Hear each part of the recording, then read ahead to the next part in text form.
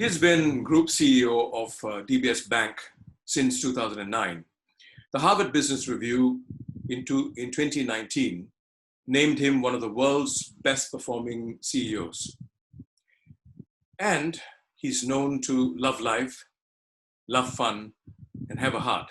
Yes, as a banker. Piyush Gupta, welcome to Inconvenient Questions. Happy to join you, Vishwa. And you make it sound like it's a surprise for bankers to have a heart. Let me assure you that very far from the truth. Well, we'll find out in the next 15 minutes, right? You're clearly the epitome of achievement and success.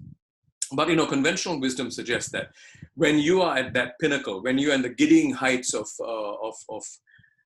success, as you are, you lose something in the process. That the conventional wisdom suggests that you lose a certain humanity, the certain capacity to relate to the man in the street, simply because you're earning so much more. Your lifestyle is different. This is conventional wisdom. And what have you lost in the process of being such a big success? I actually did the convocation address at NUS a few years ago. And my singular message to the kids was, it is very easy to lose your groundedness as you become successful professionally. But the most important thing that will keep you human and make you real is to try and retain that sense of groundedness. I grew up in a middle-class family. My father was not very well off, he's a bureaucrat. And I grew up like many of us. We didn't have that much money. We had to strive for a living. My friends were everybody, people who were servants, domestic staff, different religions. I used to play with them. This idea of being connected to what I was and what I used to be has been quite central to me. I continue to believe that the easiest way to remember who you really are is go back and spend half an hour with friends you knew when you were young. They'll make you forget all your airs and graces and bring you down to earth very rapidly because they know the true you. And so for me, this has always been very important. I make a lot of time and effort to stay in touch with friends and family, just so that the people who knew me for what I was allow me to continue to be the kind of person I need to be. Would you agree, Piyush? I mean, I completely accept what you just said, but would you agree that there is always the risk of losing it when you reach that level? Because you get into a different social class, you hang out with people in a different social class, and somehow you forget the past. You forget where you came from. I've seen this happen to a lot of my friends, and it's very, very sad when you see that happen because you can't. They're struggling to come back, and I don't think they want to come back. I think that risk is very real. I've seen that, like you, Vishwa. I've seen that as well. A lot of people develop a sense of themselves which is very different from what they used to be. And what you said originally is correct. If you earn a lot of money, you become rich, you can afford the good things in life, that risk has to be very real for most people. I don't know whether it's to do with nature or nurture or what drives people in different directions. For me, the fancy, great stuff in life has never been more important than people and human beings. I like hanging out with people. I will spend time and talk to the person sweeping the lobby floor and find out about his life just as I would to a big tycoon. Is that because you really are interested in that person or because it's good optics? Well, I do that when there's nobody. I guess it's probably not optics. I just, relate to most people. Well, I do it, for example. I have domestic staff like everybody does at home. I spend a lot of time just trying to figure out about their home, their families, and where they come from and what makes them tick. And I learn so much from them as well. So I'm not trying to make myself out to be a pious saint or anything. Don't get me wrong. I think those risks are real. It just happens that in my case, I'm just quite very comfortable dealing with everybody on fairly objective and equal terms. So here's my question, next question, right? Very honestly, what would you consider your strongest weakness? Oh, my strongest weakness is I have a short temper. It's well known. I'm impatient. And when I try to put a positive spin on it, I say I have a very high bar for excellence. And so when people don't, stack up to my bar, I tend to lose it. But there's just a positive spin. The reality is that I have a short fuse and I explode sometimes. Now, the good thing is I never explode for long. I feel apologetic. I go back and make up to people, but it's not good. I've been working on it for a long period of time. My colleagues and friends tell me I have been improving over the last years, but it still continues to be my biggest weakness. How does the wife take that? She says I've been improving. No, then that's the truth, because the wife always tells you the truth more than friends. But how do you manage this? I guess my question to you is, I mean, there are many other senior executives like you who are struggling with similar issues, right? Because the truth of the factor is, if you want to achieve the level of success that you have, the bar has to be up. And there will be a whole host of people struggling to catch up. So it's the nature of the beast, right? So how do you manage this? Well, I think, let me answer that question at two levels, Vishwa. One is, I really believe that it's not appropriate to compromise for mediocrity. So to get along with people and to be good because you don't want to call people out or make the tough choices, that's not appropriate. And frankly, as CEO, my job is to make sure that we don't wind up making the wrong compromises. And therefore, I try to continue to maintain standards high. And I'm quite happy to be quite direct and tell people what I think. Sometimes people don't like it. I try to couch my language well. But I think you should not change that. On the other hand, I do think it is important to know that you can use artifacts and tools to get your message across in a way that is not humiliating, it's not demeaning, it doesn't shut up the meeting. So we've created a small group of buddies, 3 or 4 people, and them are minders. And so in meetings and forums, if they think I'm really beginning to lose it inappropriately, they are empowered to call me out and tell me, hey, Piyush, maybe you want to take a deep breath. We also created other accoutrements in the bank. We have a concept we call Mojo. So in any meeting we go into, the Mo is the meeting owner and the Jo is the joyful observer. Joyful observer's job is to observe how the meeting is being conducted. And the joyful observer's job is to call out everybody and say, hey, you're not being appropriate. This meeting is not going to be productive. Now, in one of the early meetings, one of the young girls was Jo. And she had the confidence, some people thought verity, others thought lunacy, to call me out and said, you shut the meeting up because the way you spoke. But I took that on board and I gave her a lot of credit for having the gumption to call out the CEO. I think those are good messages, and that gives other people the confidence to criticize and give feedback to each other, including to me. And actually, some of those kinds of inputs have been helpful to me as well. So you take as well as you give. Is that correct? Well, that's true. I'm very objective. So I can change my mind quickly if somebody presents me with a good set of facts where the logic is sound and it proves to me that I've been thinking incorrectly, I'll accept it right away.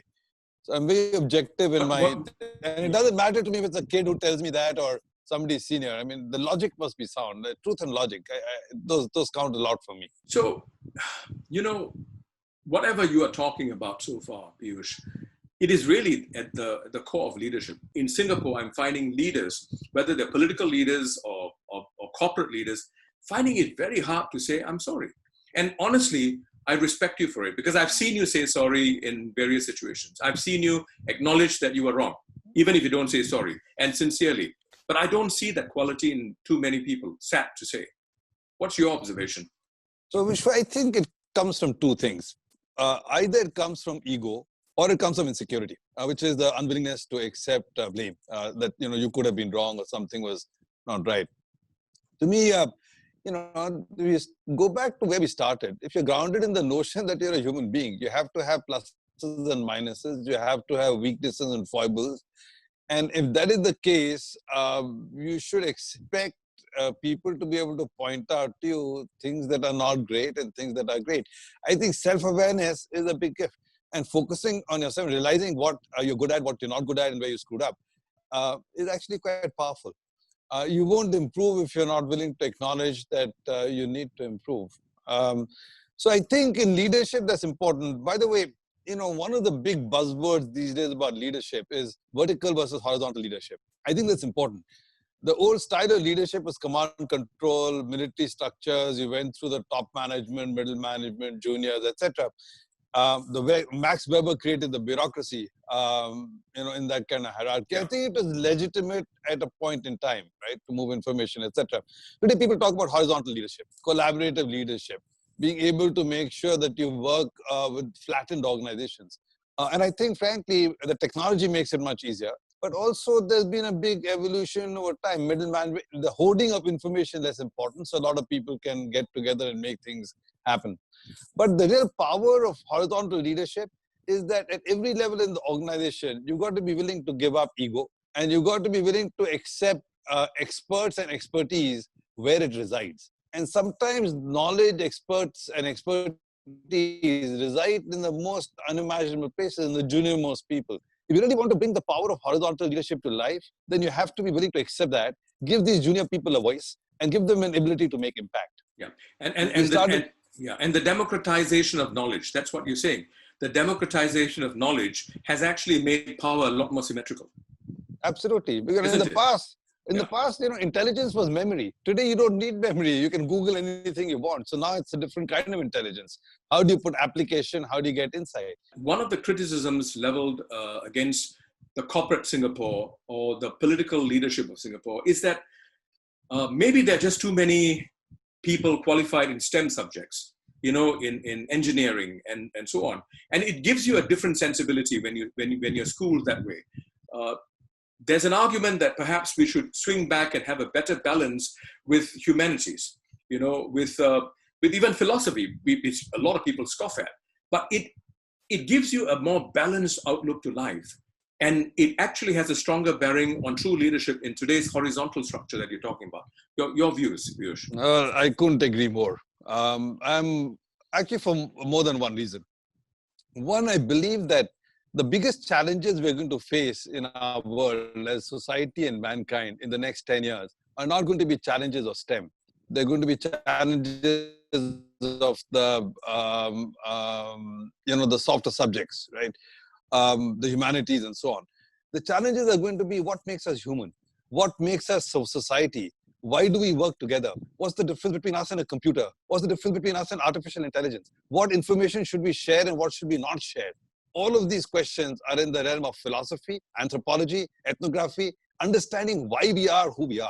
And I'm convinced that the biggest challenges in the next decade are going to come from there. But there's a second dimension to that. And that is this issue back to horizontal organizations and impact. You started the talk by saying, a lot of the young people like to stay on in DBS. And it's not because we pay the best. In fact, on how well do you get paid, we pay well, but we're off the charts. However, people stay because of the capacity to make impact. And impact comes from the realization that you can do real things to real people. You can move the needle. And you can move the needle because you've been given a horizontal platform of trust and empowerment.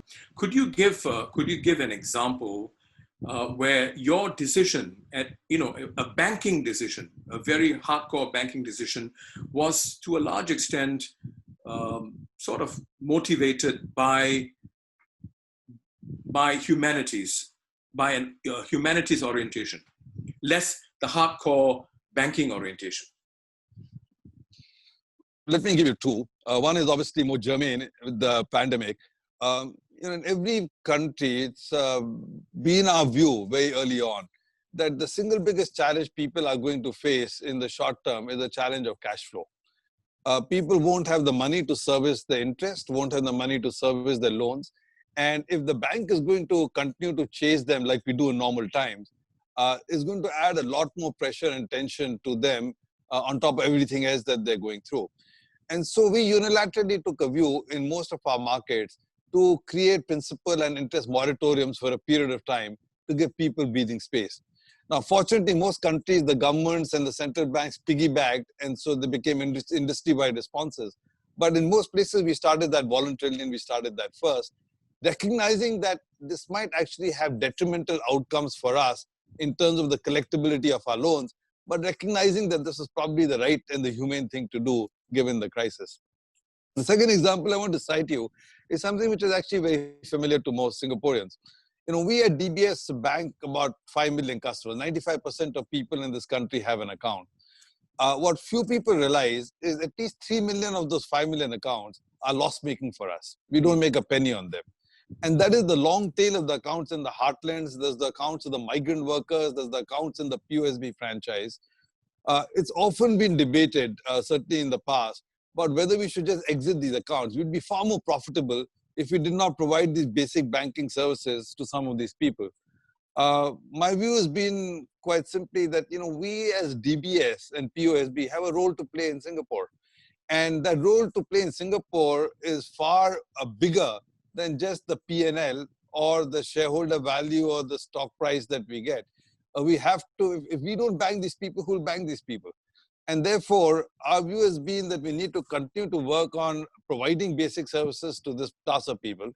Mind you, I'm a good businessman. I keep thinking about how do I reduce the cost of service? How do I provide services that I could make the next small bit of money on? But fundamentally, we took this view very early that this is something that we need to do for the good of society. It has nothing to do for the P&L. Yeah. And I guess that's also a very critical part of building trust, building public trust. Because DBS among the local banks is not, you're not viewed in the same way as the other two local banks, or if you include Citibank as well, 3 local banks. But I think that's the distinguishing factor. You have come to accept that DBS will always be viewed by the public differently from the other banks in terms of trust. That's true. That's sometimes you could argue it's a minus because people say we carry a burden.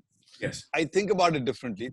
My own view is that any company and every corporation exists because it is providing a real community or social need. If you're not providing a real need, you will not get a license from civil society for the long term. So you've got to be very focused on what's today. The buzzword is purpose. But what is your intent? Why were you created and why do you exist? Why do you exist? It's an existential question. So Piyush, let me end this interview by asking you this very important question. You've been in Singapore long enough to know the DNA of the country, right? If there's one thing in the leadership realm that you would like to see changed, what would that be? Well, Vishwa, I believe Singapore has had extraordinary success, and in large part, this has been predicated on extraordinary leadership, both from the political spectrum, but also from what has been a world-class bureaucracy. One of the downsides of this approach, of course, has been that the Singapore system is very public sector led. It is led by the government, it is led by the politicians, and the rest of the country just follows. This system has worked very well over the years, but I think times have changed and times are changing. And as we go forward, Singapore has to continue to aspire to rely on innovation, to rely on entrepreneurship, to be able to use the intense energy of larger numbers of people, then I believe that the system should start getting more broad-based to include broader participation. Frankly, in the last few years, they have tried to do that, and I think it's a good step. There's a lot more that we need to do. The reality is Singapore needs to go from a whole of government to a whole of nation. Thank you very much, Piyush. All right, Vishwa, happy to do that. Have a good day.